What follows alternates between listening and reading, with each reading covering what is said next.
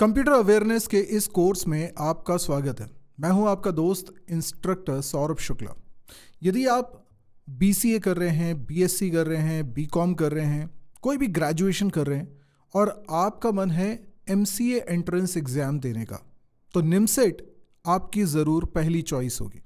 और यदि आप निमसेट 2024 की तैयारी कर रहे हैं तो आपने डेफिनेटली उसके फॉर्म भी भर दिए होंगे। पर आप में से कई सारे लोग ऐसे भी होंगे जो निमसेट 2025 की तैयारी कर रहे हैं या 2026 की तैयारी कर रहे हैं या उसके बाद देने वाले। आप सभी के लिए ये कोर्स बहुत ही वैल्यूएबल है और आज का वीडियो तो काफ़ी काम का साबित होने वाला है।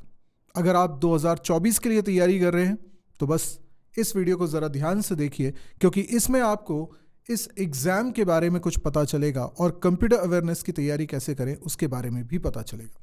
तो चलिए शुरुआत करते हैं। तो आज का जो हमारा लेक्चर है वो इस बात पर बेस्ड है कि निमसेट 2024, जी हाँ, निमसेट 2024 खास तौर पे इसमें कुछ नए नियम आए हैं। ये नए नियम क्या हैं इसके बारे में हम लोग जानेंगे। एग्ज़ाम को कैसे प्रिपेयर करना है, एग्ज़ाम को कैसे अटेम्प्ट करना है, बिकॉज 8 जून को इसका पेपर होने वाला है। तो डेफिनेटली जो लोग 2024 के लिए प्रिपेयर कर रहे हैं उन लोगों ने फॉर्म फिल कर दिया होगा, लेकिन अगर कोई 2025 के लिए भी प्रिपेयर कर रहा है तो उसके लिए भी ये जानकारी बहुत अहम है, क्योंकि वो साल भर की प्रिपरेशन करने के बाद इस एग्ज़ाम को देने वाले हैं। तो सबसे पहले आज का जो हमारा मकसद है वो है सिलेबस एंड स्ट्रैटेजी। चलिए देखते हैं। सबसे पहले निमसेट 2024 को टारगेट करते हुए आपको ये बता देना चाहता हूँ कि इस बार सेक्शंस जैसे पहले आते रहे हैं, सेक्शंस वैसे ही हैं, लेकिन टाइम स्लॉट सबके लिए अलग अलग डेडिकेट कर दिया गया है। पहले तक आप ये करते थे कि निमसेट एग्ज़ाम में मेनली 4 चीज़ें होती थी। एक मैथमेटिक्स, एक रीजनिंग, लॉजिकल रीजनिंग, तीसरा कंप्यूटर्स और चौथा इंग्लिश। ये चारों पोर्शन मिलकर 120 सवाल का 120 मिनट के लिए यानी 2 घंटे के लिए एक एग्जाम पेपर बनता था। आपकी चॉइस होती थी आप किस सवाल को पहले अटेम्प्ट करें, और किसी भी सवाल के बाद आप किसी भी दूसरे सेक्शन के सवाल को कर सकते थे। यह आपकी मर्जी थी कि आप पूरे 120 मिनट सिर्फ मैथ्स का सेक्शन करें या आप अपनी मर्जी से कोई सेक्शन छोड़ दें। ये सब करने के बाद इन टोटल 1000 नंबर में से आपके मार्क्स कितने आए, इस आधार पे मेरिट लिस्ट बनती है। लेकिन इस बार से थोड़ा सा चेंज कर दिया। चेंजेस ये हुए हैं कि सेक्शंस अलग अलग कर दिए। पहला जो पार्ट है वो होगा मैथमेटिक्स का। सबसे पहले जब आप एग्ज़ाम देंगे, ऑनलाइन एग्ज़ाम है, तो जैसे ही आपका एग्ज़ाम स्टार्ट होगा मैथमेटिक्स का सेक्शन खुलेगा जिसमें टोटल 50 सवाल होंगे। इन 50 सवालों को आप किसी भी ऑर्डर में कर सकते हैं। 70 मिनट्स आपके पास होंगे इस सेक्शन को करने के लिए। जैसे ही 70 मिनट खत्म हो जाएंगे ये सेक्शन खुद ब खुद हट जाएगा और अगला सेक्शन लॉजिकल रीजनिंग का आपके सामने आएगा।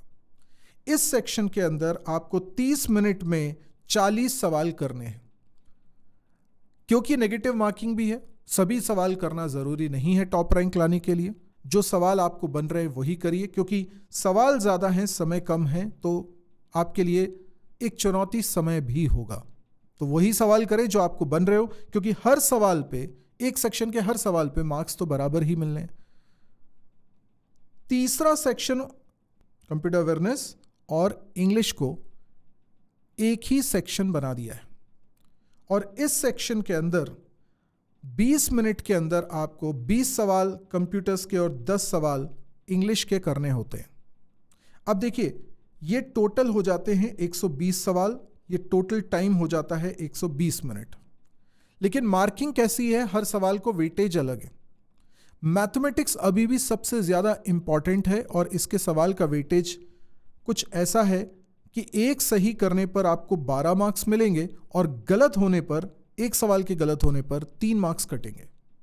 यानी आप फॉर्मूला समझ लीजिए, नंबर ऑफ राइट जितने हुए हैं उसमें 12 का मल्टीप्लाई करें, माइनस नंबर ऑफ रॉन्ग जितने हुए हैं उसमें 3 का मल्टीप्लाई करें। ये जो रिजल्ट आएगा ये आपका मैथमेटिक्स में आपके मार्क्स कितने आए वो होगा। मैक्सिमम मार्क्स इसमें हो सकते हैं 600, क्योंकि अगर 50 के 50 सवाल आपने सही कर दिए तो 12 इंटू 50 दैट इज 600, तो 600 मार्क्स आपके आ सकते हैं मैक्सिमम। लेकिन क्योंकि 70 मिनट का ही टाइम है, जैसे ही 70 मिनट ओवर हो जाएगा आपको अगले सेक्शन पे मूव करना ही पड़ता है। और ये अगले सेक्शन में आपके पास हर सही सवाल पे 6 मार्क्स हैं और गलत सवाल पे 1.5 मार्क्स कटते हैं। तो अब ऐसा नहीं हो सकता कि ये लॉजिकल रीजनिंग के जो 30 मिनट्स हैं इस दौरान हम मैथमेटिक्स के बचे हुए सवालों को कर लें, ये पॉसिबिलिटी नहीं है। इस कारण इस साल का पैटर्न थोड़ा डिफरेंट है और उम्मीद करते हैं आने वाले कुछ सालों में भी इसी तरह का पैटर्न फॉलो किया जाएगा। इसलिए जो लोग 2024 नहीं 2025 की भी तैयारी कर रहे हैं तो इस नए रूल को ध्यान में रखते हुए तैयारी करें। तो कई लोग ये सोचते थे कि हम सबको छोड़ देंगे, मैथ्स को ही करेंगे क्योंकि उसी का वेटेज सबसे ज़्यादा है, अगर हम ये 600 मार्क्स भी लेकर आ जाते हैं तो हम टॉप रैंक में जगह बना सकते हैं। लेकिन अब ऐसा नहीं होगा, आपको ये सेक्शन के लिए अलग डेडिकेटेड टाइम मिलेगा, तो इसको भी अटेम्प्ट करना ही है। तो 240 मैक्सिमम मार्क्स आप इस सेक्शन में ला सकते हैं। तीसरा सेक्शन कंप्यूटर अवेयरनेस और इंग्लिश का है। इसमें कंप्यूटर का वेटेज थोड़ा ज़्यादा है। कंप्यूटर का वेटेज एग्जैक्टली उतना ही है जितना लॉजिकल रीजनिंग के सवालों का वेटेज है, यानी 6R माइनस 1.5W। तो इसमें 120 मार्क्स मैक्सिमम लाए जा सकते हैं। इंग्लिश का वेटेज काफ़ी कम है, 10 सवाल आते हैं इसके अंदर और 4R माइनस W इसमें होता है, यानी एक सही सवाल पे आपको 4 मार्क्स मिलते हैं, एक गलत जवाब पे 1 मार्क कटता है। तो टोटल मैक्सिमम अगर आपने इंग्लिश पूरा भी कर लिया तो 40 ही मार्क्स आएंगे। पर क्योंकि नेगेटिव मार्किंग है तो अननेसेसरी आपको गैसिंग नहीं करनी है, अगर आपको आता है तो ही आप लगाइए। अब आपको ये बात तो समझ में आ गई होगी कि जो डिसाइडिंग फैक्टर है वो तो मैथ्स होता है, लेकिन रीजनिंग काफ़ी बड़ी भूमिका है और कंप्यूटर्स की भी काफ़ी बड़ी भूमिका है। तो हमारा ये जो कोर्स है ये कंप्यूटर अवेयरनेस के बारे में है, यानी ये जो कंप्यूटर अवेयरनेस के 20 क्वेश्चंस आने वाले हैं इसका सिलेबस इस कोर्स में कवर किया जाएगा। ये कोर्स अगले 1 हफ्ते तक चलेगा और 1 हफ्ते में हर रोज़ इसका एक नया वीडियो पब्लिश होगा जिसमें कि आप इस कोर्स को पूरा कंप्लीट करने वाले हैं। तो मैं सिलेबस की भी आपको जानकारी दे देता हूँ। आई होप आपको ये मार्किंग स्कीमा और टाइमिंग समझ में आए होंगे। तो कैसे आपको एग्ज़ाम को देना है, तो उसमें तो सेक्शन में आपके पास कोई चॉइस ही नहीं है, एक सेक्शन से दूसरे सेक्शन पे आप अपनी मर्ज़ी से स्विच कर ही नहीं सकते हैं। तो यहाँ तो आपके पास जब ये वाला सेक्शन ओपन होगा तो 20 मिनट होंगे और इन 20 मिनट के अंदर इंग्लिश अगर नहीं आती है तो आप उसको मत टच करिए। कंप्यूटर्स के 20 सवाल आप बना सकते हैं इस कोर्स को करने के बाद। तो देखते हैं कि कंप्यूटर अवेयरनेस में सिलेबस में क्या क्या है। अगर निमसेट 2024 की आप तैयारी कर रहे हैं और जैसा कि अभी से भी अगर हम कैलकुलेट करें तो आपके पास समय 1 महीना भी नहीं बचा है फाइनल एग्ज़ाम के लिए, और अगर आप अगले साल की तैयारी कर रहे हैं तो बात अलग है। तो अगर आप ये एग्ज़ाम की तैयारी कर रहे हैं और आपको लग रहा है कंप्यूटर्स की बिल्कुल तैयारी नहीं हुई है, कोई बात नहीं। इस 1 वीक में रोज़ाना 2 घंटे का समय निकालते हुए भी आप बड़े आराम से कंप्यूटर अवेयरनेस को प्रिपेयर कर लेंगे और इसमें आप मैक्सिमम मार्क्स गेन कर लेंगे, जो कि डिसाइडिंग फैक्टर हो सकता है आपके रैंक के लिए। तो सिलेबस क्या है? तो सिलेबस में सबसे पहली चीज़ है कंप्यूटर बेसिक। यही सबसे खतरनाक सिलेबस है। क्यों?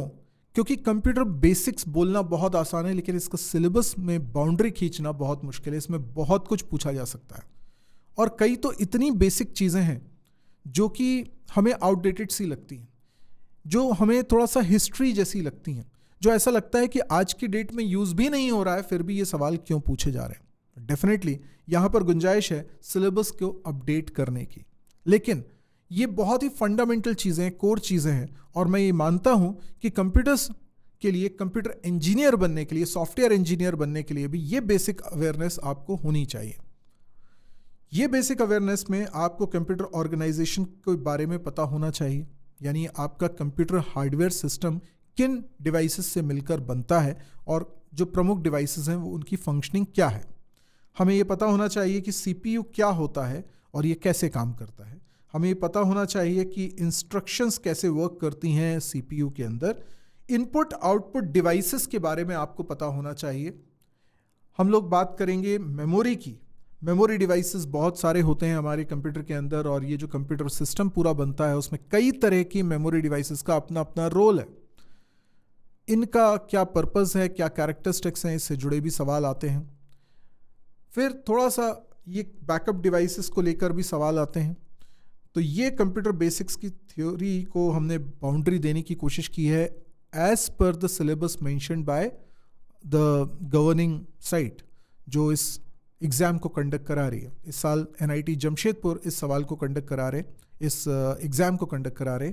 तो इसमें जो सिलेबस मेंशन है उसके आधार पे मैंने ये सिलेबस बनाया। लेकिन जब हम एग्ज़ाम पेपर्स को देखते हैं जो प्रीवियस ईयर्स में आए हैं, तो उसमें हमें देखने को मिलता है कि ये सिर्फ इतनी सी बाउंड्री नहीं है। कई बार सवाल इसके दाएं बाएं भी चले जाते हैं, क्योंकि ये बहुत अम्ब्रेला टर्म है, इसके अंदर बहुत कुछ हो सकता है, इनकी ब्रांचेस निकाली जा सकती हैं। CPU बोल देने भर से आप CPU के बारे में क्या क्या पढ़ने वाले हो, ये बहुत वास्ट हो सकता है।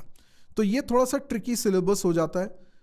होते ईजी हैं सवाल, अगर पता है तो आपका टाइम खराब नहीं होगा, 5 सेकंड के अंदर आप आंसर दे दोगे। और नहीं पता है तो आप सोच सोच के तो इसका आंसर दे ही नहीं सकते हो, क्योंकि ये it is not a matter of calculation all the time. लेकिन ये जो सिलेबस का पार्ट है, ये तो ऐसा है कि तैयारी करके आप इसमें सारे सवाल सही कर सकते हो। ये है डेटा रिप्रेजेंटेशन का। इसमें खास तौर पे हमको पढ़ना होता है कि किसी डेटा को कंप्यूटर में किस तरीके से रिप्रेजेंट किया जाता है। बात कर सकते हैं कैरेक्टर्स की, बात कर सकते हैं इंटीजर्स की, बात कर सकते हैं फ्लोटिंग पॉइंट वैल्यूज़ की, रियल नंबर्स की। इनको कैसे इंटरनली रिप्रेजेंट किया जाता है उसके बारे में। नंबर सिस्टम इसके लिए जानना बहुत ज़रूरी होता है। Binary system, octal system, hexadecimal system, decimal number system, ये जो अलग अलग नंबर सिस्टम्स हैं इनकी जानकारी होनी चाहिए। इनके बीच में कन्वर्जन करना भी आपको आना चाहिए। इनसे रिलेटेड बेसिक कैलकुलेशन भी करना आपको आना चाहिए। फिर यहाँ बाइनरी अर्थमेटिक की भी बात करेंगे, जिसके अंतर्गत आप बाइनरी में addition, subtraction, multiplication, division, modulus जैसे ऑपरेशंस को देखने वाले हैं। वंस कॉम्प्लीमेंट, टूस कॉम्प्लीमेंट को देखने वाले हैं। किसी भी नंबर सिस्टम में आपको अगर arithmetic addition, multiplication, division, subtraction ये करना होगा तो आप किस तरीके से करेंगे, इस तरह के सवाल हैं। वंस कॉम्प्लीमेंट टू टूस कॉम्प्लीमेंट या नाइन्स कॉम्प्लीमेंट, टेंस कॉम्प्लीमेंट, इन पर आधारित सवाल भी पूछे जाते हैं। फिर यहाँ पर है नंबर रिप्रेजेंटेशन एंड रेंज। जो डेटा एक्चुअल में स्टोर होता है उसमें नंबर रिप्रेजेंटेशन किस तरीके से किया जाता है, यानी क्या नंबर को सीधे तौर पे बाइनरी में कन्वर्ट किया जाता है या उसमें और भी कुछ टेक्निक को लगाया जाता है। तो इसमें मल्टीपल टेक्निक्स हैं। कुछ टेक्निक ज़्यादा एक्चुअल में यूज़ में आती हैं, कुछ टेक्निक ऐसी हैं जो थ्योरेटिकली बनी, कभी किसी कंप्यूटर में यूज़ भी हुई हों शायद, लेकिन उनका सिर्फ थ्योरेटिकल महत्व रह गया है, पर वो भी इस सिलेबस में है, उनको हमको कवर करना होता है। रेंज भी हमें देखना पड़ता है कि किस रेंज का डेटा हम उतने मेमोरी स्लॉट के अंदर स्टोर कर पाते हैं, तो वो रेंजेस भी हमको देखनी होती है। फिर हमको समझना होता है लॉजिक गेट्स के बारे में, जिसके बारे में काफ़ी स्टूडेंट्स को पहले से भी पता होता है और काफ़ी कंफर्टेबल लगते हैं कि हाँ लॉजिक गेट्स क्या है। लेकिन जब लॉजिक गेट्स की बात आती है तो लॉजिक गेट से बनता है लॉजिक सर्किट, और इसके बारे में भी सवाल बनते हैं। यहाँ पर इक्विवेलेंट सर्किट आपको निकालने को आ सकता है, या एक सर्किट के बेसिक फंक्शनिंग के बारे में पूछा जा सकता है, या फिर आपसे ट्रुथ टेबल से रिलेटेड सवाल भी आ सकता है, बुलियन अलजेब्रा से रिलेटेड सवाल आ सकता है, बुलियन एक्सप्रेशन, बुलियन फंक्शन से रिलेटेड सवाल बन सकता है। वेन डायग्राम और के मैप के बारे में भी यहाँ पर सिलेबस में मेंशन किया गया है और इन पर बेस्ड भी सवाल आ सकते हैं। तो ये है हमारा कंप्यूटर अवेयरनेस का सिलेबस। लेकिन ज़रा एक नज़र दौड़ाते हैं कि पिछले 5-6 सालों में जो एग्ज़ाम हुए हैं उसमें कंप्यूटर में किस तरह के सवाल आए हैं, और इस सिलेबस को अगर हम कैटेगराइज कर लें तो किस कैटेगरी से कितने सवाल आए हैं इसकी जानकारी भी हमको मिलती है।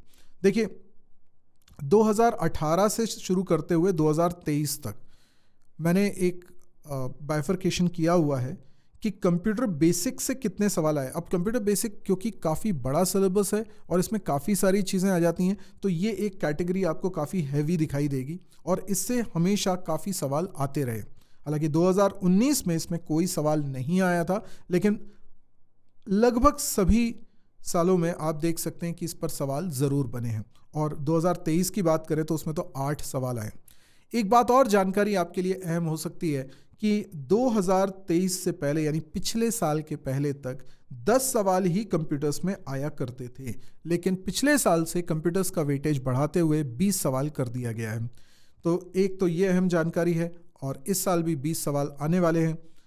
अब कंप्यूटर बेसिक्स जैसे 2018 में हम देख रहे हैं कि 2 सवाल आए, फिर 19 में 0, फिर 4, फिर 8, फिर 2, फिर 8। तो इसको तो हमें अच्छे से करना है, लेकिन जैसा कि मैंने कहा कि इसकी सिलेबस की बाउंड्री बहुत बड़ी है, तो इसके बाद भी हो सकता है कि अगर एक आध सवाल नहीं बन रहा है तो आपको यही वो सेक्शन होगा जिससे शायद एक आध सवाल नहीं बने। पर ये लक के ऊपर भी डिपेंड करेगा कि इस साल जो पेपर आता है उसमें किस तरह के, किस लेवल के सवाल आपसे पूछे जाते हैं। बट हम काफ़ी सिलेबस इसका कवर कर लेंगे, तो मुझे लगता है कि आप इसमें से काफ़ी सारे सवाल भी कर पाएंगे। नंबर सिस्टम मतलब वही binary, octal, hexadecimal, decimal system, इस पर भी लगभग हर साल सवाल आता रहा है। 2022 में एक भी सवाल नहीं आया था, और पिछले साल एक सवाल आया है। तो हम उम्मीद कर सकते हैं, मैं एक थोड़ा सा प्रेडिक्शन सिस्टम बनाता हूँ। मैं नहीं कह रहा कि मैं कोई ज्योतिषी हूँ और मैं बहुत कंफर्म कह रहा हूँ, लेकिन एक अंदाज़ा मैं लगा रहा हूँ एज अ टीचर कि 2024 में कितने सवाल आ सकते हैं। और बिल्कुल ऐसा ज़रूरी नहीं कि जो मैं कह रहा हूँ वही होगा, क्योंकि जो पेपर सेट कर रहे हैं वो किसी पैटर्न को फॉलो नहीं कर रहे हैं, वो अपने हिसाब से सिलेबस में से जो भी उन्हें क्वेश्चंस रखने हैं वो रखेंगे। तो हम ऐसा फिक्स तो नहीं कह सकते, लेकिन मुझे लगता है कंप्यूटर बेसिक से 100% सवाल आएंगे, और कम से कम 6 सवाल तो इस सेक्शन से आने ही आने हैं। तो आप इसको तो अच्छे से प्रिपेयर करिए। नंबर सिस्टम में मुझे लगता है कि 1 या 2 सवाल तक आ सकते हैं, ज़्यादा सवाल इसमें नहीं आ रहे हैं, लेकिन 1-2 सवाल तो इसमें आते ही हैं। फिर बाइनरी अर्थमेटिक में कभी भी बहुत सवाल नहीं आए हैं। और बाइनरी अर्थमेटिक का मतलब है 2 बाइनरी नंबर को ऐड कर दो, 2 बाइनरी नंबर को मल्टीप्लाई कर दो, इस तरह का नहीं आया है। तो मैं बहुत ज़्यादा इससे उम्मीद नहीं कर रहा हूँ, और शायद इससे सवाल ना आए। हालांकि हम इसको भी सिलेबस में कवर करेंगे ज़रूर। इसके बाद हम बात करते हैं नंबर रिप्रेजेंटेशन की। तो बेसिकली जो नंबर रिप्रेजेंटेशन है उसमें हमें पढ़ना होता है कि कैसे किसी नंबर को बाइनरी में कन्वर्ट करके स्टोर किया जाता है, और वो स्टोर करते वक्त अगर वो साइंड नंबर है तो उसको कैसे रिप्रेजेंट करेंगे, प्लस है तो कैसे रिप्रेजेंट करेंगे, माइनस है तो कैसे रिप्रेजेंट करेंगे, वो तमाम चीज़ें इसमें हम लोग पढ़ते हैं। और इसमें आप देख रहे हैं कि 2020 और 21 में सवाल नहीं पूछा गया, लेकिन बाकी हर बार सवाल पूछा गया है, और पिछले साल तो 4 सवाल इसमें से आए थे। तो मैं ये मान के चलता हूँ कि कम से कम 2 से 3 सवाल इसमें आना बनता है, 2 से 3 सवाल इसमें आ सकते हैं। तो इसको हम कंसिडर करके चलें। वेरियस कोडिंग टेक्निक ये सिलेबस में ज़रूर है, लेकिन कभी भी इस पे सवाल नहीं आ रहे, पिछले 6 साल में नहीं आ रहे। जैसे कि हम आस्की कोड की बात करते हैं, या हम BCD कोड की बात करते हैं, ग्रे कोड की, हम सिलेबस में कवर करेंगे, लेकिन बहुत ज़्यादा इसको भी हम वेटेज नहीं दे रहे हैं। इसमें मैं सवाल उम्मीद नहीं कर रहा हूँ कि आएगा। Logic gates and Boolean algebra पे डेफिनेटली सवाल आने हैं। आप देखिए हर साल सवाल आए, 2021 को छोड़ के हर साल अच्छे खासे सवाल आए हैं। तो मैं इसमें इस बार तो उम्मीद कर रहा हूँ कम से कम 6 सवाल इसमें बनने चाहिए। तो ये एक बहुत इम्पॉर्टेंट सेक्शन हो सकता है। अभी देखिए कितना हो चुका है, 6 और 6 12 और 5 17, 3 सवाल और बनने चाहिए। पर मुझे नहीं लगता कि के मैप से 3 सवाल आने वाले। मैं के मैप में 1 सवाल ले लेता हूं, तो अब 2 सवाल कहाँ डिस्ट्रीब्यूट करूं? तो 2 सवाल डिस्ट्रीब्यूट कर रहा है मुझे, तो मैं मान के चलता हूं कि शायद 1 मैं इधर बढ़ा सकता हूं, तो ये 3 कर दूंगा। 1 मैं यहाँ पर भी बढ़ा देता हूँ, तो इसको 7 कर देता हूँ। 1 और मैं बढ़ा सकता हूँ कहीं पर, तो मैं मान लेता हूँ कि बाइनरी अर्थमेटिक से शायद एक आध सवाल बन जाए। तो कुछ इस तरीके का वेटेज हमने डिस्ट्रीब्यूट कर लिया है कि इस साल के एग्ज़ाम में आ सकते हैं। बट गॉड नोज यही होगा नहीं होगा, I am not sure. But experience के आधार पे और इस पैटर्न को स्टडी करते हुए मुझे लग रहा है कि इतना वेटेज मिलना चाहिए। बाकी तो जब एग्ज़ाम होगा तो आप उसको टैली कर लीजिएगा। हम तो भाई ये पूरा का पूरा सिलेबस कवर करेंगे। अगर यहाँ से भी कोई सवाल आ जाता है तो वो भी हमको बनेगा ही बनेगा, ये हमको कोशिश करनी है। सिर्फ इसमें थोड़ा सा मुझे डाउट है कि भाई हम पूरा सिलेबस भी कवर करें लेकिन फिर भी दाएं बाएं से कोई सवाल आ जाए, लेकिन हम कोशिश तो ये करेंगे कि इसमें भी हमसे एक भी सवाल ना छूटे। तो बस आज के लिए मेरे ख्याल से इतना ही है। सिलेबस की पूरी जानकारी मैंने दे दी है। अब हर दिन एक वीडियो आपको यहाँ पर मिलने वाला है।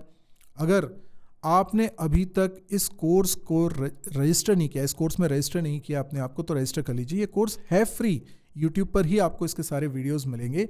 लेकिन आपके लिए मैं बता दूं कि इसके नोट्स आप डाउनलोड कर सकते हैं। नोट्स मतलब ये जो आपको मैं दिखा रहा हूं, ये सब कुछ आप डाउनलोड कर सकते हैं फ्री ऑफ कॉस्ट, और उसके लिए लिंक मैंने इस वीडियो के डिस्क्रिप्शन में दिया हुआ है। आप उस लिंक पर जाइए, अपने आप को एनरोल करिए, that is free of cost, and you can use my platform where you can even download the notes, right. And definitely उस प्लेटफॉर्म पे और भी बहुत कुछ है, वो भी आप देख सकते हैं, लेकिन ये सब कुछ एब्सोल्युटली आपके लिए फ्री ऑफ कॉस्ट है।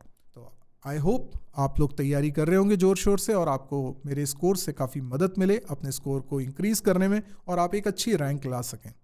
तो ऑल द बेस्ट। लाइक करिए, शेयर करिए, सब्सक्राइब करिए चैनल को अगर अभी तक सब्सक्राइब नहीं किया, बेल आइकन को भी प्रेस करिए, और कमेंट देकर अपने सुझाव, अपनी शिकायत, अपने जो भी पूछना है डाउट, वो पूछ सकते हैं। आज के लिए इतना ही। Thank you, good bye.